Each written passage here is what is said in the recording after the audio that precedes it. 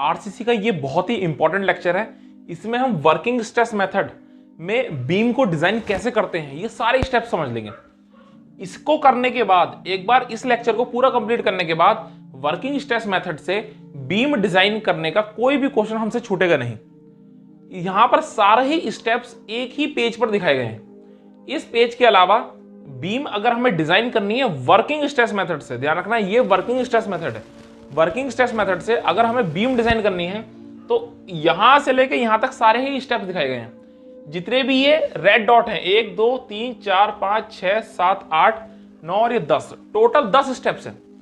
ये सभी 10 स्टेप्स एक बार करने के बाद पूरी बीम हमारी डिजाइन हो जाती है। इसके बाद एक और अगला स्टेप आता है, यानी कौन सा हमें डायग्राम कैसा बनाना है।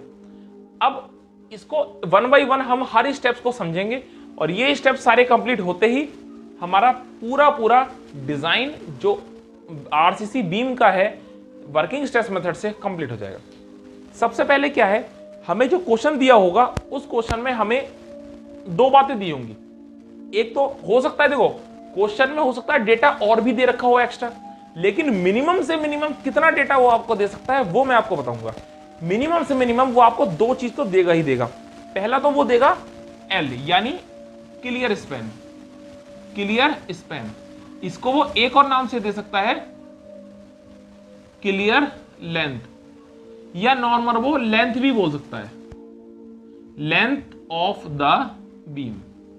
यानी वो क्वेश्चन में इन तीनों में से कोई भी शब्द इस्तेमाल कर सकता है और आपको लिखा हुआ देगा कि एक बीम बनाइए या build a beam of length 5 metre 6 metre, ये कुछ भी देगा, यानी एल की वैल्यू देगा वो आपको। एक तो हो सकता है क्लियर स्पैन बोल दे, क्लियर लेंथ बोल दे, या फिर डायरेक्ट केवल लेंथ ऑफ द बीम बोल दे वो।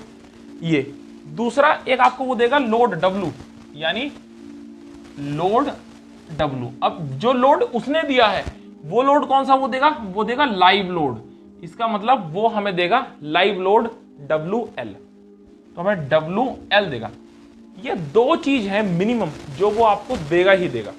इसके अलावा हो सकता है वो आपको विड्थ भी दे दे, बीम की विड्थ, हो सकता है इफेक्टिव डेप्थ भी दे दे, हो सकता है टोटल ओवरऑल डेप्थ भी दे दे बीम की। अगर कुछ भी वो इसमें से देगा तो यहाँ जो स्टेप्स हैं डेप्थ निकालने के, विड्थ निकालने के, इफेक्टिव स्पैन निकालने के, वो स्टेप्स हम माइनस कर देंगे। हम फिलहाल मान के चल रहे हैं कि ये दो जो मिनिमम कंडीशन है वो हमें दिया है। सभी चीज कैसे डिजाइन करनी ये इस लेक्चर में हम आज सीखेंगे। सबसे पहला स्टेप हमारे लिए है कि हम बीम की निकालेंगे डेप्थ। सबसे पहला स्टेप है depth of the beam. Beam की डेप्थ निकालने के लिए हमारे पास एल होना चाहिए। अब पहले गिवन डेटा क्या है, अभी हमारे पास गिवन डेटा एक तो है एल।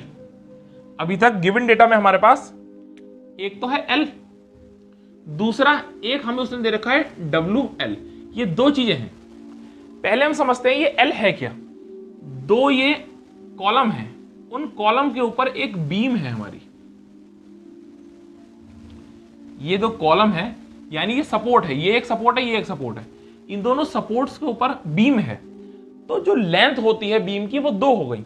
एक तो हो गई यहां से यहां तक जो कि हमें दिखाई देता है, हमें तो कॉलम के इस फेस से लेके कॉलम के इस फेस तक की डिस्टेंस दिखाई देती है, उसको हम बोलते हैं क्लियर स्पैन या क्लियर लेंथ। इसको हम डिनोट करते हैं कैपिटल L से। और एक होता है इफेक्टिव लेंथ। लोड केवल यहां तक थोड़ी ना है, जब इसमें मूवमेंट आएगा, बेंडिंग मूवमेंट आएगा, तो ये पूरी बीम यहीं तक ही लोड थोड़ी लगी, इस पर असर यहां तक आएगा, इस बीम पर असर थोड़ा सा आगे तक आएगा, उसको हम बोलते हैं इफेक्टिव स्पैन। यानी थोड़ा सा और अगर हम आगे तक चले जाएं, जहां तक इस बीम के ऊपर फोर्सेस का इफेक्ट पड़ता है, उसको हम बोलते हैं इफेक्टिव स्पैन। तो इसको हम स्मॉल l से लिखते हैं। ये होता है इफेक्टिव स्पैन, इसको हम लिखते हैं स्मॉल l से। अब ये कितना होता है ये अभी हम आगे डिस्कस करेंगे। अभी हमारे पास दो चीजें, एक है L, एक है WL। अब डेप्थ ऑफ बीम, बीम की डेप्थ निकालने के लिए हमारे पास फॉर्मूला है D बराबर L/10 से लेके L/8 के बीच हो, यानी L/10 से L/8 हम लेंगे। उसका L/10 करेंगे एक वैल्यू आएगी, फिर L/8 करेंगे एक वैल्यू आएगी। तो जो हमें वैल्यू लेनी है डेप्थ की वो L/10 से L/8 के बीच जो भी वो दो वैल्यूज जो आई हैं L/10 करके और L/8 करके, उन दोनों के बीच की कोई सी भी एक वैल्यू हम ले लेंगे। अब हमारे पास क्या आ गया, डेप्थ और आ चुकी है। अब हमारे पास डेप्थ ऑफ द बीम भी आ चुकी है जो हमने निकाली है। जो चीज हम निकाल रहे हैं उसको हम ब्लू पेन से लिख देंगे। डी, हमारे पास डेप्थ ऑफ द बीम भी आ चुकी है। अब हम निकालेंगे width of the beam. Width of the beam निकालने का हमारा फॉर्मूला है कि विड्थ बराबर होगी जितनी भी हमारी डेप्थ आई है वो बाई 3 यानी डी बाई 3 या फिर 2d बाई 3, इन दोनों के बीच की वैल्यू लेंगे। d बाई 3 से लेके यानी 2, तो d बाई 3 से 2d बाई 3, ये जो दो वैल्यूज आएंगी इन दोनों के बीच की आप कोई सी भी वैल्यू ले सकते हैं, ये भी ले सकते हैं, ये भी ले सकते हैं, इन दोनों के बीच की जो भी आपको वैल्यू पसंद हो वो ले सकते हैं। जैसे एग्जाम्पल के लिए हम लेते हैं, मान लीजिए हमारा d आया है 600, d हमारा आया है 600, तो 2, तो एक तो हमारा है d बाई 3, d बाई 3 कितना हो गया 200, 600/3 200। एक हमारा हो गया 2d बाई 3, ये कितना हो गया 400। यानी हम जो b लेंगे, विड्थ ऑफ द बीम लेंगे, वो 200 भी ले सकते हैं, 400 भी ले सकते हैं, या 200 के बीच कितनी भी ले सकते हैं हम, 215 भी ले सकते हैं, 200 210 भी ले सकते हैं, 250 300 350, इन दोनों के बीच कोई भी वैल्यू ले सकते हैं। मेनली हम यहां पर थोड़ा सा आगे की वैल्यू को अगर कंसिडर करें वो ज्यादा अच्छा रहता है, क्योंकि अगर हम जैसे 200 से 400 के बीच ले सकते हैं कुछ भी, लेकिन हमें जो वैल्यू लेनी है वो लेनी है 200 से थोड़ी सी ज्यादा, जो 400 के पास ज्यादा हो। यानी हम यहाँ 350 लेंगे तो ज्यादा बेटर रहेगा, 350 लेंगे या 300 लेंगे वो चीज बेटर रहेगी। अगर आप लेंगे 200 तो फिर नुकसान क्या है, नुकसान अगर आप एज अ इंजीनियर डिजाइन जब हम करते थे हम लेते थे 200, पहले सब कुछ डिजाइन करते थे। आगे जाकर क्या होता था, ये जो शेयर, जब हम शेयर को डिजाइन करेंगे यहां पर जाकर यहाँ जो बी की वैल्यू पुट होगी कम होगी, वो कम होगी तो यहाँ वैल्यू कम आती है, तो हमारा जो शेयर में हमें दोबारा डिजाइन करना पड़ता है। यानी हमारी कंक्रीट ऐसी बन ही नहीं पाती बीम कि जो शेयर को झेल पाए, तो हमें सारे प्रोसीजर दोबारा करने पड़ते हैं। अब अगर आप क्वेश्चंस कर रहे हैं, एग्जाम में बैठे हैं, वहां पर अगर आपके साथ ऐसा हो आपने 200 ली और आगे यहां जाने का पता लगे आपको कि ये विड्थ तो काम ही नहीं कर रही, शेयर में फेल हो रही है हमारी बीम, आपको फिर से स्टेप्स करने पड़ेंगे दोबारा, एग्जाम में टाइम जाएगा। जबकि करना हमें ऐसे ही चाहिए, पहले लेना चाहिए 200, फिर लेना चाहिए 250, फिर थोड़ा थोड़ा और आगे लेना चाहिए, ताकि हमारा मिनिमम विड्थ में बीम हमारी स्टेबल हो जाए और ज्यादा खर्चा भी ना हो। लेकिन फिलहाल हमें देखना है अपना क्वेश्चंस, एग्जाम्स देखने, तो इसलिए हम वैल्यूज आगे लेंगे। यानी यहाँ हम 350 वैल्यू लें तो ज्यादा बेटर रहेगा, 350 या 300 वैल्यू लेंगे। अब हमारे पास क्या आ चुका है, डी भी आ चुका है। अब इसके बाद हमारे पास अब आ चुका है बी, यानी विड्थ ऑफ द बीम भी आ चुकी है। अब क्या करना है हमें, अब हमें निकालना है इफेक्टिव स्पैन, यानी एल इफेक्टिव से, लिमिट स्टेट में हम इसको एल इफेक्टिव से लिखते हैं, जो कि वर्किंग स्ट्रेस मेथड में हम इसको केवल स्मॉल एल से लिख देते हैं। इफेक्टिव स्पैन यानी इफेक्टिव लेंथ निकालनी है हमें। अब कोड ये कहता है वर्किंग स्ट्रेस मेथड में कि जितनी आपकी क्लियर स्पैन है, वो क्लियर स्पैन से जितनी भी बीम की विड्थ है, बीम की जितनी विड्थ अभी आपकी ये बी, उसका b/2 बढ़ा दो यहां पर, b/2, और b/2 बढ़ा दो यहां पर, यानी जितनी भी लेंथ है उसमें से b/2 बढ़ा दो इधर, b/2 बढ़ा दो इधर, यानी कुल मिला के l में कितना जोड़ रहा है वो b, तो l प्लस b, या फिर जो हमारी डेप्थ है, जो हमारी डेप्थ है यानी जो हमारी इफेक्टिव डेप्थ है। अब यहां पे स्मॉल डी की बात की गई है, अभी तक हमने स्मॉल डी निकाला ही नहीं है, यहां पर हमने स्मॉल डी की बात की गई है। अभी स्मॉल डी कैसे आएगा इसके बारे में हम डिस्कस करेंगे। तो l की वैल्यू l प्लस b या फिर l प्लस स्मॉल डी, ये स्मॉल डी है, स्मॉल डी यानी इफेक्टिव डेप्थ। पिछले सब लेक्चर्स में बताया गया है डी कैपिटल डी क्या स्मॉल डी क्या, स्मॉल डी है इफेक्टिव डेप्थ। तो l प्लस बी या फिर l प्लस डी, इन दोनों में से टेक लेसर वैल्यू, जो भी वैल्यू l की कम आएगी उस वैल्यू को हम लेंगे, जो भी वैल्यू l की कम आएगी उस वैल्यू को हम लेंगे। अब d कैसे निकलेगा, फिर b जब निकला तो d कैसे निकलेगा, तो d कैसे निकलेगा, d हमारा है इफेक्टिव डेप्थ, जबकि हमने जो निकाला है वो निकाला स्मॉल, वो निकाला कैपिटल डी, कैपिटल डी है ओवरऑल डेप्थ। हमें पता है कि हमारे ये बीम के डिजाइन में जो नीचे सरिये लगते हैं, टोटल तो है डी ऊपर से लेके नीचे तक, लेकिन जो सरिये के बिल्कुल बीचों बीच की डिस्टेंस होती है उसको हम बोलते हैं स्मॉल डी, यानी इफेक्टिव डेप्थ। तो और जो ये सरिये का बिल्कुल सेंटर है वहां से लेके नीचे तक हम बोलते हैं इफेक्टिव कवर। तो जहां पर हमने डी निकाला है वहीं पर हम इफेक्टिव कवर को मान लेंगे। जैसे बीम है हमारा, मान लो डी आया 600, तो हम लिखेंगे कि वी आर टेकिंग हम ले रहे हैं 40 mm ऑफ इफेक्टिव कवर। हमने क्वेश्चन में लिख देंगे कि हम ले रहे हैं 40 mm का इफेक्टिव कवर, तो 40 mm हमें इफेक्टिव कवर देना है। इफेक्टिव कवर जरूरी क्यों होता है? स्ट्रेंथ में रोल कोई नहीं है इसका। इफेक्टिव कवर जरूरी है कि अगर ये ना होगा तो सरिये फिर एटमॉस्फेयर में दिखाई देंगे हमको, और नमी चढ़ेगी सरिये पर, जंग लगेगा। तो ये सब वेदर कंडीशन से बचाने के लिए इफेक्टिव कवर देते हैं हम नीचे, ताकि सरिये छिपे रहें। ये हमने मान लिया 40 mm का हम दे रहे हैं। तो टोटल डी कितना था? मान लो हमारा, अभी हमने एग्जाम्पल के लिए ले रहे थे 600, तो अब स्मॉल डी कितना हो गया? 600 माइनस 40 यानी 560। तो 560 mm हमारा क्या हो गया? ये हो गया स्मॉल डी, यानी ये हो गया इफेक्टिव डेप्थ। तो अब यहां पर क्लियर, इफेक्टिव स्पैन निकालने के लिए हमारे पास दो फॉर्मूले, एक तो L प्लस बी क्या है? बी हमारा निकला है 350 लिया होगा हमने, या 400 लिया होगा, वो रखेंगे, और L प्लस डी रखेंगे, जो भी हमने निकाला है डी। दोनों में से जो भी छोटी वैल्यू आएगी वो हम रखेंगे, और हर केस में L प्लस बी ही छोटी वैल्यू आती है। नॉर्मली केस में L प्लस बी ही छोटी वैल्यू हमारी आती है। बी आ गया है, और देखा जाए तो स्मॉल डी भी आ गया है ये, और एक हमने इसमें निकाल लिया है स्मॉल एल, यानी इफेक्टिव लेंथ। अब हमें निकालना है टोटल लोड। टोटल लोड हमारा है WL, जो कि लाइव लोड है, प्लस WD यानी जो डेड लोड है। अब डेड लोड क्या है? डेड लोड है जो बीम का लोड है। अब यहां पे एक बात ध्यान रखनी है हमें, जो हमें लाइव लोड दे रखा होगा वो UDL की फॉर्म में दे रखा होगा हमेशा। जो हमें एग्जाम में ये लाइव लोड दे रखा है W, ये हमेशा UDL की फॉर्म में दे रखा होगा, यानी ऐसे लिखा होगा कि 10 किलोन्यूटन पर मीटर का लोड है। लाइव लोड बोले ना बोले इसका मतलब नहीं है, देगा वो लाइव लोड ही हमेशा, और ऐसे देगा 10 किलोन्यूटन पर मीटर।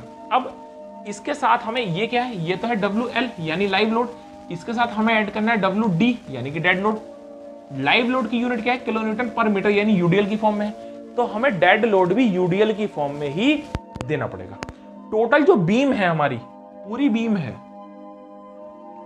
ये जो पूरी बीम है, इस पूरी बीम का, टोटल बीम का हो सकता है वेट जितना भी हो। टोटल वेट से मतलब नहीं, हमें बताना है वेट पर मीटर। वेट पर मीटर हमें बताना है, क्योंकि यहां पे भी किलोन्यूटन पर मीटर बता रखा है, तो हमें बताना है कि हमारी 1 मीटर बीम का कितना लोड है, हमें ये बताना है। बाकी की बीम से हमें कोई मतलब नहीं है, हमें सिर्फ और सिर्फ 1 मीटर की बीम से मतलब है, उसका जितना लोड है वो हमें बताना है। क्योंकि हमें बताना है कि डेड लोड, डेड वेट क्या होता है? जो उसके बीम का खुद का लोड है, तो वो लोड पर मीटर के लेंथ में हमें बताना है कि पर मीटर में कितनी बीम हमारी बैठ रही है भारी। अब इसको हम निकालेंगे कैसे? ये टोटल डेप्थ D, जो कि हमारे केस में 600 थी, 600 यानी 0.6 मीटर, और विड्थ हमने निकाली थी, अभी हमने मान ली थी, मान लो 400 मान रखी है, तो 0.44 मीटर। विड्थ ये है, डेप्थ ये है, टोटल वेट निकालना है। टोटल वेट क्या है? इसकी डेंसिटी कितनी होती है? डेंसिटी RCC की होती है। RCC अगर हमने रीइंफोर्समेंट लगा रखा है, अगर हमने सरिया डाल रखा है, तो उसकी होती है 25 किलोन्यूटन पर मीटर क्यूब। और अगर हम PCC है, PCC यानी प्लेन सीमेंट कंक्रीट, यानी हमने सरिया नहीं डाला, तो उसकी होती है 24 किलोन्यूटन पर मीटर क्यूब। हम तो फिलहाल RCC ले रहे हैं, तो हम लेंगे 25। तो ये जो डेड लोड निकलेगा वो कैसे निकलेगा? डेड लोड निकलेगा 25 गुणा इसकी जो डेप्थ है और जो विड्थ है, यानी इंटू B इंटू D। ये जो निकलेगा, ये निकलेगा डेड लोड, यानी 25 गुणा B कितना है? 0.4 इंटू D कितना है? 0.6। जितना भी आंसर आएगा, मान लो एग्जाम्पल के लिए 100 आंसर आ गया, तो 100 तो नहीं आ सका, मान लो आंसर आ गया आपका 2.55 आ गया, तो 2.5 किलो न्यूटन पर मीटर आ गया। ये है डेड लोड की वैल्यू। अब dead load plus live load दोनों को ऐड कर देंगे, 10 इसका है, 2.5 इसका है, यानी टोटल लोड W कितना हो गया? टोटल लोड W हो गया हमारा 12.5 किलो न्यूटन पर मीटर। ये हो गया टोटल लोड W। अब यहां तक हो गया हमारा टोटल लोड निकाल लिया, इस स्टेप तक हमने। अब हम आएंगे अगले स्टेप में। देखिए, ये जो हम स्टेप से भी कर रहे हैं, ये तो अभी स्टेप सिखाए जा रहे हैं आपको। इसके बाद इसके कम से कम एक न्यूमेरिकल तो इसका कराना ही है, जिसमें ये सारे फॉर्मूले ऐसे ही लिखे रहेंगे, और यहां पर मैं एक क्वेश्चन सॉल्व करूंगा, जिसमें कि आपको पूरी तरह से समझ में आ जाएगा किस तरीके से डिजाइन करते हैं एक बीम को। अभी यहां पर देखेंगे हम, अब हमें निकालना है मैक्सिमम बेंडिंग मोमेंट और निकालना है मैक्सिमम शियर फोर्स। अगला स्टेप है हमारा maximum bending moment and maximum shear force. Maximum bending moment का फॉर्मूला है W L स्क्वायर बाई 8 और शियर फोर्स का फॉर्मूला है W L बाई 2। अब ये हमने क्यों लिया है, क्योंकि हमें बीम में दो चीज तो उसने दी थी, एक तो L लेंथ, एक दी थी WL। वो एक चीज और दी थी जो हमने पढ़ी है, पढ़ के इग्नोर कर दी, वो है कि बीम ये है कैसी। बीम या तो वो देगा आपको सिंपली सपोर्टेड, कि बीम है आपकी सिंपली सपोर्टेड, या वो आपसे कहेगा बीम है कैंटिलीवर। दो टाइप की बीम में से एक देगा। हमने फिलहाल अपने केस के लिए मान रखा है कि वो सिंपली सपोर्टेड बीम है, तो यहां जो फॉर्मूला लिखा है मैक्सिमम बेंडिंग मोमेंट का, शियर फोर्स का, ये सिंपली सपोर्टेड का है। फिलहाल 4 केस बन सकते हैं, ये देखिए स्क्रीन पर आप, टोटल मिला के 4 केस बन सकते हैं, मैक्सिमम शियर फोर्स और मैक्सिमम बेंडिंग मोमेंट के 4 केस। इन 4 केसों को एक बार हम देख लेते हैं कि क्या क्या केसेस बन सकते हैं मैक्सिमम शियर फोर्स और बेंडिंग मोमेंट। हालांकि इनमें से आते सिर्फ 2 ही हैं, एक तो सिंपली सपोर्टेड का केस आता है और एक केस आता है सिर्फ कैंटिलीवर का। दोनों में से तीसरा केस नहीं आएगा। हालांकि 80% से 90% आपके चांस है कि इसमें आपको वो सिंपली सपोर्टेड का केस देगा, जिसके लिए हमारा मैक्सिमम बेंडिंग मोमेंट ये है, शियर फोर्स ये है। एक बार अब यहाँ पर मैक्सिमम बेंडिंग मोमेंट और मैक्सिमम शियर फोर्स की वैल्यू निकालने के बाद फिर हम आएंगे अपने अगले स्टेप पर, जिसके बाद हमें निकालना है moment of resistance factor. Moment of resistance factor निकालना है हमें, जो कि Q बराबर half sigma CBC B into x1 Z1। ये फॉर्मूला है हमारा Q का। अब इसमें x1 की जो वैल्यू है वो है m sigma CBC divide by m sigma CBC plus sigma ST, और Z1 की वैल्यू है 1 माइनस x1 बाई 3। ये वैल्यू कहां पर आई, अगर हम इसका सोर्स देखें तो हमें कहां से मिलती है वैल्यू। देखिए XC, जो हमारा XC था, XC का फॉर्मूला क्या था, XC का फॉर्मूला था m sigma CBC divide by m sigma CBC plus sigma ST, और ब्रैकेट में गुणा था D से, यानी इफेक्टिव डेप्थ से। अब यहां पर क्या हम देखते हैं कि जो m है, अब m का फॉर्मूला क्या है, m का फॉर्मूला है m बराबर 280 डिवाइड बाई 3 सिग्मा CBC। अब यहां पर 280 कांस्टेंट है, 3 कांस्टेंट है, सिग्मा CBC कांस्टेंट है। 280 कांस्टेंट है, 3 कांस्टेंट है, सिग्मा CBC कांस्टेंट है। तो जब ये तीनों चीज कांस्टेंट है तो m कांस्टेंट हो गया। जब m कांस्टेंट हो गया तो यहां पर m है, यहां पर m है, सिग्मा CBC पहले से कांस्टेंट अभी बताया, और सिग्मा ST भी कांस्टेंट है। ये पूरी टर्म कांस्टेंट है। तो जब ये पूरी टर्म कांस्टेंट है तो ये तो चेंज होगी ही नहीं वैल्यू उसकी। चेंज वैल्यू किसी होगी D की, तो XC जो डिपेंड कर रहा है वो D पर कर रहा है, और ये पूरी चीज कांस्टेंट है। तो हमने लिख दिया XC बराबर x1 इंटू D। कोई दिक्कत यहां पर है नहीं हमें, क्यों, क्योंकि पूरा ही जो कांस्टेंट फिगर है उस पूरे को हमने x1 मान लिया। XC बराबर x1 D। अब Z क्या है, Z असल में है, Z बराबर है D माइनस XC बाई 3। यह है Z का फॉर्मूला। अब यहां पर हमने D को ऐसे ही रख दिया और XC की जगह हमने यही रख दिया x1 into D by 3, x1 into D by 3। अब D को, दोनों को अगर मैं कॉमन लूं D को, तो ये D बाहर आ जाएगा, तो ये क्या बन जाएगा, ये बन जाएगा 1 माइनस x1 बाई 3, और D क्या आ जाएगा, D आ जाएगा बाहर। अब फिर से वही केस कि अब बाहर क्या गया, ये 1 माइनस x1 बाई 3। x1 अभी हमने बात की थी, x1 ये पूरा कांस्टेंट है, x1 कांस्टेंट है, नीचे 3 कांस्टेंट है, 1 कांस्टेंट है, यानी ये पूरा भी कांस्टेंट हो गया। जब ये पूरा कांस्टेंट हो गया तो मैंने लिख दिया Z बराबर है Z1 इंटू D, यानी इस पूरे कांस्टेंट को मैंने मान लिया Z1, और इस पूरे कांस्टेंट को मैंने मान लिया x1। तो ये x1 और Z1 क्या हो गया, कांस्टेंट। तो ये है x1 और Z1 की वैल्यू। x1 बराबर है m sigma CBC divide by m sigma CBC plus sigma ST, और Z1 बराबर हो गया 1 माइनस x1 डिवाइड बाई 3। ये वैल्यू होगी। अब इसमें यहां बात आती है सिग्मा CBC और सिग्मा ST की वैल्यू कहां से आएगी, ये तो है नहीं हमारे पास।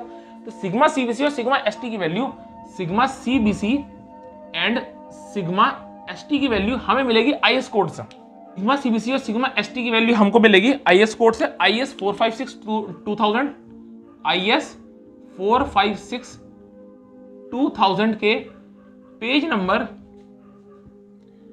81 और 82 पे, यानी पेज नंबर 81 और पेज नंबर 82 पर आपको टेबल नंबर 21 एंड 22, यानी टेबल नंबर 21 और टेबल नंबर 22 पर आपको वैल्यूज मिल जाएगी। टेबल नंबर 21 में आप देखेंगे तो वैल्यू आपको सिग्मा सीबीसी की मिल जाएगी, और टेबल नंबर 22 देखेंगे तो वैल्यू आपको सिग्मा एसटी मिल जाएगी। अब वहां पर आपको ये चीज डिसाइड करनी है। अभी इन्होंने ये भी नहीं बताया कि आपको कौन सी ग्रेड का कंक्रीट इस्तेमाल करना है, M20 करना है, M25 करना है, M30 करना है, तो हमें पता नहीं। इसलिए हम लिखेंगे नीचे फिर कि we are taking M20 and FE 415 grade of concrete and steel. अब यहां क्या है, M20 हमने लिया है, M20 लेते हैं, M25 लेते हैं, ऐसी FE 415 भी लेना ज्यादा बेटर रहेगा। तो FE 415 भी लेना, M20 को आप M25 कर सकते हो, 30 भी कर सकते हो, मर्जी है वो, लेकिन M20 हम जनरली कंस्ट्रक्शन में लेते हैं, तो इस वजह से यहां पर मैंने M20 लिया। जितने भी आप क्वेश्चन देखेंगे उसमें अधिकतर आपको M20 ही दिखाई देगा, मिलेगा आपको। तो M20 पे सिग्मा सीबीसी वैल्यू आप देखेंगे टेबल पर, तो सिग्मा सीबीसी वैल्यू दे रखी होगी, सिग्मा सीबीसी वैल्यू दे रखी होगी 7, ठीक है, 7 MPa यानी कि न्यूटन पर mm स्क्वायर। और ये FE 415 में सिग्मा एसटी की वैल्यू आपको शायद दे रखी होगी 230, एक बार हम चेक कर लेंगे, शायद 230 वैल्यू वहां पर दे रखी है। अब यहां पर ये सारी चीजें निकालने के बाद अब हम करते हैं चेक फॉर इफेक्टिव डेप्थ। अभी हमने इफेक्टिव डेप्थ तो निकाल ली है जो कि यहां है D, लेकिन अब हम इफेक्टिव डेप्थ को चेक करेंगे कि क्या इफेक्टिव डेप्थ हमने जो निकाली है वो सही है या नहीं है। वो इफेक्टिव डेप्थ निकालने के लिए हमारे पास फॉर्मूला ये MR आएगा, यहां MR लिख देते हैं, MR। तो D बराबर, तो ये जो D का फॉर्मूला है इसमें हमारा यहां MR का मतलब है movement of resistance, movement of resistance. अब मूवमेंट ऑफ रेजिस्टेंस कितना रखें हम, मूवमेंट ऑफ रेजिस्टेंस कितना रखें, मूवमेंट का मतलब है कितना मूवमेंट आ रहा है, मूवमेंट ऑफ रेजिस्टेंस का मतलब है, रेजिस्टेंस का मतलब है रोकना, कितना मूवमेंट रोक पा रहा है। रोक कौन रहा है, बीम, और मूवमेंट कौन दे रहा है, हम तो लोड दे रहे हैं, तो लोड दे रहे हैं, तो लोड की वजह से बीम पर क्या आ रहा है, मूवमेंट आ रहा है। हम खड़े होंगे, हम इसके ऊपर छत डालेंगे, फर्श डालेंगे, पत्थर बिछाएंगे, हम खुद खड़े होंगे, सोफा रखेंगे, बीम के ऊपर जो स्लैब है उसके ऊपर, फाइनली लोड किस पर जाएगा, बीम पर जाएगा। हम तो दे रहे हैं लोड, उस लोड की वजह से इस पर क्या आ रहा है, मूवमेंट, लेकिन ये बीम क्या करेगी, ये इस मूवमेंट को रेजिस्ट करेगी। ये बीम चाहेगी कि ये मूवमेंट इसको तोड़ ना दे, तो इसलिए ये करेगी मूवमेंट ऑफ रेजिस्टेंस। तो मूवमेंट ऑफ रेजिस्टेंस यानी MR ये बीम का अपना है मूवमेंट ऑफ रेजिस्टेंस, लेकिन ये कितना होना चाहिए, ये उतना होना चाहिए जितना मैक्सिमम बेंडिंग मूवमेंट आ रहा है। जितना मैक्सिमम बेंडिंग मूवमेंट आ रहा है उतना ही इसके अंदर मूवमेंट ऑफ रेजिस्टेंस बीम में होना चाहिए। हम तो मैक्सिमम के लिए डिजाइन करेंगे, मैक्सिमम बेंडिंग मूवमेंट कितना आ सकता है, इतना आ सकता है, तो मूवमेंट ऑफ रेजिस्टेंस भी हम कितना चाहेंगे, कितना होना चाहिए बीम में, इतना ही होना चाहिए।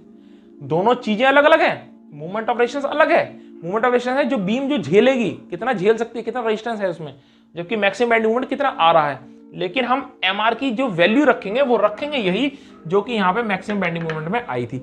और वैल्यूज हम काय में रखेंगे, यहाँ पे हमारा लोड था किलो न्यूटन में, और लोड जो W था वो था किलो न्यूटन पर मीटर में, और जो लेंथ हमने लिखी थी L वो भी हमने डाल दी थी मीटर में। तो ये जो मैक्सिमम बेंडिंग मूवमेंट आ गया है ये किलो न्यूटन मीटर में आ गया है। जबकि यहां पर अगर आप देखेंगे हम निकाल लें depth of the beam D, कोई दिक्कत नहीं है, मीटर में होगा तो मीटर में आ जाएगी, लेकिन दिक्कत यहां ये है कि जो आप B रखेंगे, B अभी हम किस में बात कर रहे थे, 200 mm 400 mm, तो वो क्या है, वो mm में है, B mm में है। और B की वजह से क्या है, हमने जो ये फॉर्मूला रखा है इसमें हमने रखा है सिग्मा सीबीसी। यहाँ जो हमने Q की वैल्यू निकाली है यहाँ सिग्मा सीबीसी रखा है, x1 रखा है, z1 रखा है, और इन सभी में क्या आ रहा है, सिग्मा सीबीसी सिग्मा एसटी। और सिग्मा सीबीसी सिग्मा एसटी की वैल्यू कहां से उठाई हमने, कोड में से, और कोड में जो वैल्यू वो दे रखी है वो किस में दे रखी है, एमपीए में, एमपीए यानी कि वो दे रखी है न्यूटन पर एम स्क्वायर में। इसका मतलब सारी यूनिट चेंज करने की बजाय केवल एक इस मूवमेंट ऑफ रेजिस्टेंस की वैल्यू चेंज कर दो, क्या दिक्कत है। यानी जो किलो न्यूटन मीटर में है, मान लो कितना है, मान लो 122 है, 122 किलो न्यूटन मीटर आ रहा है हमारा लोड, तो 122 का क्या लिखना है मेरे को, 122 गुणा 10 की पावर 3, तो किलो न्यूटन बन गया न्यूटन में, इंटू मीटर को बनाना है एमएम में, तो 10 की पावर 3 से मल्टीप्लाई और कर दिया, किसमें बन गया ये बन गया न्यूटन एमएम में। तो न्यूटन एमएम में जब मूवमेंट ऑफ रेजिस्टेंस हो गया, और नीचे ये भी एमएम में और ये भी उसमें चल रहा है न्यूटन एमएम में, तो टोटल वैल्यू कट कटा के किसमें आएगी, हमारा डी किसमें आ जाएगा, एमएम में। यहां से हमारी वैल्यू आ जाएगी डी की। अब यहाँ पे डी की वैल्यू पर डिपेंड करेगा बहुत सारी चीजें। देखो हमने कैपिटल डी को माना था 600, जिसमें हमने 40 mm का इफेक्टिव कवर दिया था, जिसकी वजह से हमारा जो डी की वैल्यू आई थी वो डी की वैल्यू आई थी 540। अब यहां पर जो हम डी की वैल्यू निकालेंगे, यहां पर जो हम डी की वैल्यू निकालेंगे, वो डी की वैल्यू हमारी हमेशा, वो डी की वैल्यू हमारी हमेशा कम आनी चाहिए 540 से, 540 से कम आनी चाहिए। थोड़ा अगर बढ़ भी रही है तो थोड़ी सी बढ़े। अब यहां पे हम थोड़े से केस समझ लेते हैं इसके। बीम का साइज होता है, उस साइज में यहां पर ये आते हैं स्टील बार्स, और टोटल ये होता है डी हमारा टोटल ओवरऑल डेप्थ, और यहां से यहां तक होता है स्मॉल डी, जो कि रीइंफोर्समेंट के यानी सरिये के बिल्कुल सेंटर तक आता है, और सेंटर से नीचे तक जितना होता है इसको हम बोलते हैं effective cover. Effective cover capital D हमारा है 600। हमने जो कवर लिया है इफेक्टिव कवर ले लिया है 40 mm, जिसकी वजह से हमारा डी हो गया है 560। अब जो हमने ये वाला डी निकाला है, ये वाला डी अगर हमारा जो हमने डी निकाला, यानी ये कौन सा है, ये तो है एज्यूम्ड, डी एज्यूम्ड यानी जो हमने माना है, और ये वाला डी कौन सा है, ये होगा डी एक्चुअल। ये एक्चुअल में जो डी होना चाहिए हमारा, इससे कम नहीं होना चाहिए। अगर मान लो इस डी की वैल्यू आती है 550 आ गई या 500 आ गई, तो मुझे क्या दिक्कत है? डी क्या है? Depth, effective depth of the beam. Actual कह रहा है फॉर्मूला की 550 होनी चाहिए, मैं कितना दे रहा हूं? 560, ज्यादा ही दे रहा हूं, जितनी चाहिए उससे ज्यादा ही दे रहा हूं। तो बीम नीचे लाइन लिखेंगे कि D actual is less than D assumed, so structure is okay. बाकायदा ये लाइन लिखेंगे बड़ी बड़ी कि हाँ स्ट्रक्चर हमारा ओके, ठीक। अब अगर क्या हो, ये वैल्यू हमारी आ जाए डी एक्चुअल की वैल्यू, मान लो इतनी ना आए, और डी एक्चुअल की वैल्यू आ जाए 570 आ जाए, मान लो डी एक्चुअल की वैल्यू कितनी आ गई? 570 आ गई। अब क्या करेंगे हम इस केस में? तो थोड़ा सा डिफरेंस है 10 का, कोई बात नहीं है। हम क्या करेंगे, हम यहां पर लिखेंगे टेकिंग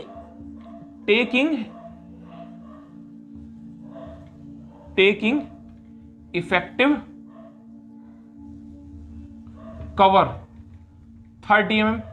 हम इफेक्टिव कवर ले लेंगे 30 mm का, 30 mm का, उससे क्या होगा? 600 ये टोटल था, जो इसका कैपिटल डी यानी ओवरऑल डेप्थ इसकी 600 आई थी। अब इसकी हमने इफेक्टिव कवर कितना मान लिया? 30 का। जब इफेक्टिव कवर हमने 30 का मान लिया तो डी कितनी हो गई? डी हो गई 570, यानी उतनी ही आ गई हमारी डी, तो कोई दिक्कत नहीं है। डी हमारी दोबारा से 570 आ गई तो हम दिक्कत नहीं है। लेकिन अगर हमारा ये जो एज्यूम्ड डी है, एज्यूम्ड जो डी है वो अगर कम आता, मान लो ये आपका आया था 520, तो हम 80 mm का इफेक्टिव कवर थोड़ी ना मान लेंगे, तो हम इफेक्टिव कवर मानेंगे वही 30 का, 35 का, 40 का।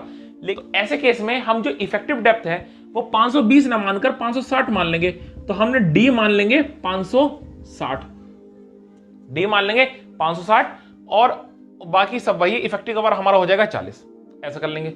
लेकिन अगर ये हमारा एज्यूम्ड डी ज्यादा आ गया, भाई इफेक्टिव कवर अगर मार्जिन कम है, इफेक्टिव कवर आप कम कर दोगे। यहां हमने 30 का मान रखा है, आप हो सकता है 25 का मान लो, कोई दिक्कत नहीं है। रेयर से रेयर केस में आपको कुछ नहीं करना, तो आप 20 mm का मान लो, चलो हालांकि ये चीज ठीक नहीं है 20 mm का, लेकिन मान लिया आपने। 25 mm तक तो ठीक है, 25 mm तक आप मान सकते हो। उससे कम इफेक्टिव कवर का अगर मार्जिन हो गया तो इफेक्टिव कवर आप उससे कम नहीं दे सकते। ऐसे केस में क्या करना पड़ेगा हमें? ऐसे केस में हमें उसको दोबारा से डिजाइन करना पड़ेगा। मान लो आपका ये एज्यूम्ड डी जो आया है ये 585 आ जाए। अब इफेक्टिव कवर का मार्जिन केवल 15 सेंटीमीटर है। 15 सेंटीमीटर कितना होता है? वो 15 mm है। 15 mm यानी कि 1.5 सेंटीमीटर, इतना सा, और इतना कोई भी इफेक्टिव कवर देगा नहीं। जो इतना इफेक्टिव कवर नहीं आएगा तो हमें क्या करना पड़ेगा? ओवरऑल डेप्थ बीम की बढ़ानी पड़ेगी, जिसके लिए हमें पूरा डिजाइन दोबारा करना पड़ेगा। यहां लिखा है चेक फॉर इफेक्टिव डेप्थ। अगर सही रहता है, डी कम आती है एज्यूम्ड डी से, तो हमारा ओके है, नहीं तो आपको दोबारा से प्रोसीजर ऊपर से दोबारा फॉलो करने पड़ेंगे, दोबारा डेप्थ हमें दूसरी लेनी पड़ेगी, ऐसा हमें करना पड़ता है। अब जब यहां पे ये सब हो गया, फिर हमारा अगला स्टेप आता है एएसटी का, यानी एरिया ऑफ स्टील निकालने का। अब एरिया ऑफ स्टील निकालने का हमारा जो फॉर्मूला है वो एरिया ऑफ स्टील निकालने का है, जो moment of resistance due to steel निकालेंगे हम, moment of resistance due to steel. अब यहां पर एक बात समझनी है, तो मैक्सिमम बेंडिंग मोमेंट वो बेंडिंग मोमेंट है जो कि उस बीम पर आ रहा है। जैसे ये एक बीम है, इस बीम पर हमने लोड डाला, लोड डालने की वजह से क्या हो गया? इस पर बेंडिंग मोमेंट आ गया, जिसकी वजह से यहां पे मैक्सिमम बेंडिंग मोमेंट है, यहां से ये बीम टूटना चाह रही है। ये है हमने लोड डाला, इसकी वजह से हुआ है, लेकिन हमने इसमें सरिया लगा दिया। सरिया लगाने की वजह से हम क्या कर रहे हैं, जो मूवमेंट आ रहा है उसको हम रेजिस्ट करवा रहे हैं ताकि बीम उसको रेजिस्ट कर ले, और जो फोर्स हम लगा रहे हैं उसकी वजह से जो मूवमेंट जनरेट हो रहा है उसको वो रेजिस्ट कर ले और बीम टूटे ना। तो इसलिए जो मूवमेंट रेजिस्ट कर रही है बीम, उसको हम लिखते हैं movement of resistance M R से, M R movement of resistance. अब मूवमेंट बीम दो तरीके से बियर करती है, एक तो स्टील के माध्यम से, और एक कंक्रीट के माध्यम से। दो ही चीज है। जो स्टील के माध्यम से होता है उसको हम बोलते हैं MRS यानी movement of resistance due to steel, और जो कंक्रीट के माध्यम से होता है उसको हम लिखते हैं MRC यानी movement of resistance due to concrete. अब यहां पर हमें क्या निकालना है, एरिया ऑफ स्टील निकालना है, कितना सरिया हमें लगाना चाहिए। तो कितना मूवमेंट स्टील की वजह से कोई बीम झेल सकती है, उसका फॉर्मूला होता है MRS यानी movement of resistance due to steel is equal to sigma ST dot AST dot Z1 dot D, यानी ये सब हमें आगे गुणा में है, सिग्मा ST AST Z1 और D। ये हमारा पूरा फॉर्मूला। Z1 की वैल्यू ऊपर हम निकाल चुके हैं, D अभी हमने निकाला है, AST की वैल्यू हमें फाइंड करनी है, एरिया ऑफ स्टील हमें निकालना है, और सिग्मा ST की वैल्यू हमारे पास है। अब ये MRS की वैल्यू क्या रखेंगे, movement of resistance due to steel, यानी स्टील की वजह से कंक्रीट की जो बीम है, स्टील की वजह से कितना मूवमेंट रेजिस्ट करे, हम कितना चाहते हैं, तो हम उतना ही चाहते हैं जितना कि मैक्सिमम मूवमेंट इस पर आया था। हम बीम को डिजाइन करेंगे मैक्सिमम मूवमेंट के लिए, और मैक्सिमम मूवमेंट कितना आया था, इतना। तो हम चाहते हैं जितना मैक्सिमम मूवमेंट आया है उतना ही मैक्सिमम मूवमेंट को ये रेजिस्ट कर दे। तो हम जो MRS की वैल्यू है, यानी जो MRS की वैल्यू है वो हम रखेंगे जो कि मैक्सिमम बेंडिंग मूवमेंट की वैल्यू है। यहां एक बात ध्यान रखने वाली है, MRS मैक्सिमम बेंडिंग मूवमेंट नहीं है। और ये पूछे कि क्या MRS ही मैक्सिमम बेंडिंग मूवमेंट है, तो नहीं, दोनों डिफरेंट चीजें हैं। लेकिन जितना मैक्सिमम बेंडिंग मूवमेंट आता है हम चाहते हैं कि उतना ही हमारी बीम रेजिस्ट करे, इसलिए मैक्सिमम बेंडिंग मूवमेंट हम उतनी ही वैल्यू रखते हैं जितनी होती है movement of resistance due to steel की। दोनों की वैल्यू हम सेम रखते हैं लेकिन दोनों हैं अलग। ये है मैक्सिमम बेंडिंग मूवमेंट जो कि फोर्स लगाने की वजह से बीम पर आ रहा है, और ये है movement of resistance due to steel जो हम चाहते हैं कि इतना मूवमेंट तो रेजिस्ट इसको करना चाहिए स्टील की वजह से। अब यहां पर सारी वैल्यूज रखने के बाद हमारे पास AST की वैल्यू आ जाएगी। AST हमारा आ जाएगा एरिया ऑफ स्टील, और एरिया ऑफ स्टील आने के बाद फिर हम टोटल नंबर ऑफ बार लगा देंगे। जब हमारे पास AST आ जाएगा, AST आ गया, मान लो AST हमारा आ गया 601.59 mm² आ गया, ये आ गया AST, यानी इतना तो हमें एरिया सरिये का लगाना ही लगाना है, इतना स्टील हमें लगाना ही है। हम करेंगे क्या, अब हम मान लेंगे कितने भी mm की बार, मान लो हमने मान लिया 16 mm की बार है, 16 mm का हम सरिया लगा रहे हैं नीचे। तो कितने सरिये लगाने पड़ेंगे, उसके लिए हमें पहले एक बार का एरिया निकालना पड़ेगा, π/4 इंटू D स्क्वायर से। एक बार का एरिया आ गया, हमने 16 mm का सरिया लिया। अब एक सरिये का एरिया कितना होगा, पूरा सर्किल है वो तो एरिया, तो 1 mm का वो, तो एक जो बार है, एक सरिया है, उसका एरिया क्या होगा, π/4 इंटू D स्क्वायर, यानी π/4 इंटू 16 स्क्वायर। अगर 16 mm का सरिया लिया तो ये तो एक सरिये का एरिया है। टोटल एरिया कितना चाहिए हमें, 601.59। तो इस पूरे एरिया को इस एक बार के एरिया से हम डिवाइड कर देंगे तो हमें पता लग जाएगा कितनी सरिया हमें लगाने की जरूरत है, कितनी स्टील बार, कितना रीइंफोर्समेंट हमें सरिये नीचे लगाने हैं, 2 लगाने, 3 लगाने, 4 लगाने, वो हमारा निकल कर आ जाएगा। तो हमें यहां पर पता लग जाएगा कि कितने total number of steel bars हमारे किसी बीम में लगने हैं। अब इसके बाद हमें एक चीज और चेक करनी है। अब अगला हमें चेक करना पड़ता है, चेक फॉर AST मिनिमम। हमें मिनिमम एरिया ऑफ स्टील के लिए चेक करना पड़ता है। अब ये चीज क्या है, हम कोई बीम बना रहे हैं, जब हम कोई बीम बना रहे हैं, इस बीम को जब हमने तैयार किया तो हमने ये देखा कि इस पर जो लोड आ रहा है वो बहुत कम है, और जितना इस पर लोड आ रहा है वो बहुत ज्यादा कम है, जिसकी वजह से हमें ज्यादा इसमें स्टील लगाने की जरूरत नहीं है। पतले पतले से 2 अगर हम सरिये लगा देंगे नीचे तो काम हमारा चल जाएगा। हमने यहाँ फॉर्मूला निकाला AST का, यहां से हमें पता लगा बहुत ही कम एरिया ऑफ स्टील की हमें जरूरत है, छोटे छोटे से पतले हम वो स्टील के बार लगा देंगे, सरिये लगा देंगे, हमारा काम चल जाएगा। लेकिन फिर भी कोड हमसे कहता है कि अगर आपने बीम डिजाइन की है तो उस बीम में मिनिमम से मिनिमम आपका एरिया ऑफ स्टील कितना लगाना चाहिए, ये हम बताएंगे आपको। मतलब इससे कम आप लगाएंगे ही नहीं, वो फॉर्मूला क्या है AST मिनिमम का? AST minimum divide by BD is equal to 0.85 upon FY।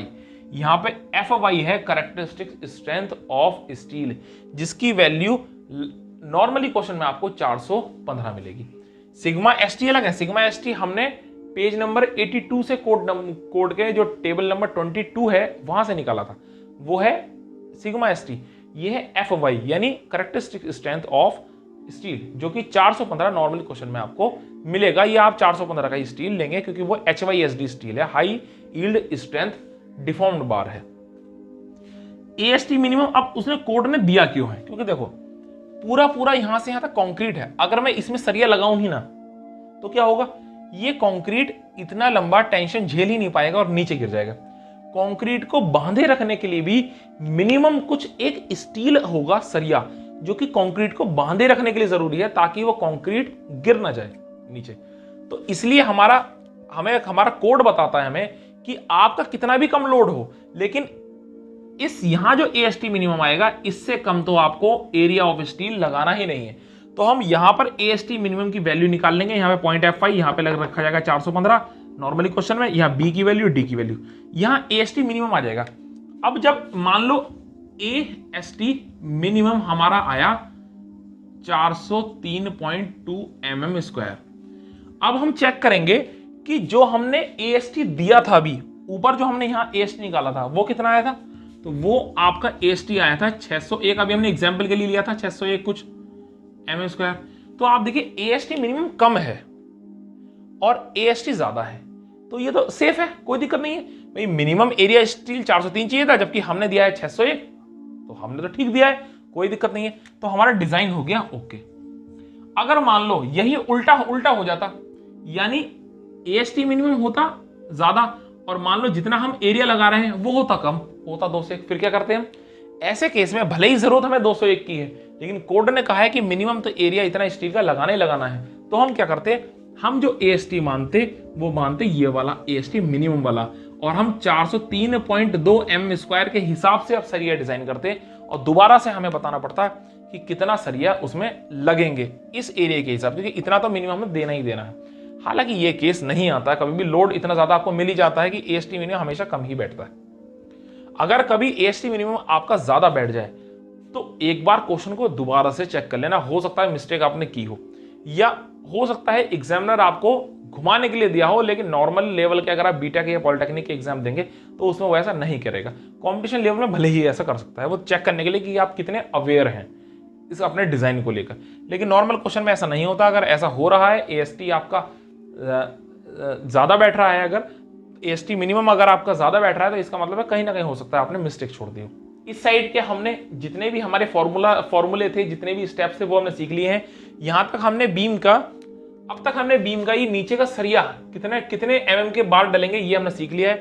अब हम अगले जो इसका नेक्स्ट लेक्चर होगा उसमें हम सीखेंगे कि ये जो शियर रीइंफोर्समेंट है, यानी ये जो आप स्टिरप्स डालते हैं, ये स्टिरप्स, जैसा कि स्क्रीन पर आप देख सकते हैं, ये जो स्टिरप्स होते हैं, जो छल्ले होते हैं, रिंग्स होते हैं, जो शियर रीइंफोर्समेंट होता है, वो हमें कितने डालने हैं, किस तरीके से डालने हैं, उसका डिजाइन कैसा होता है वो, और डेवलपमेंट लेंथ, ये दोनों हम बहुत इंपॉर्टेंट चीज है, ये हम सीखेंगे नेक्स्ट लेक्चर में। ठीक है सर, तब तक के लिए नमस्कार।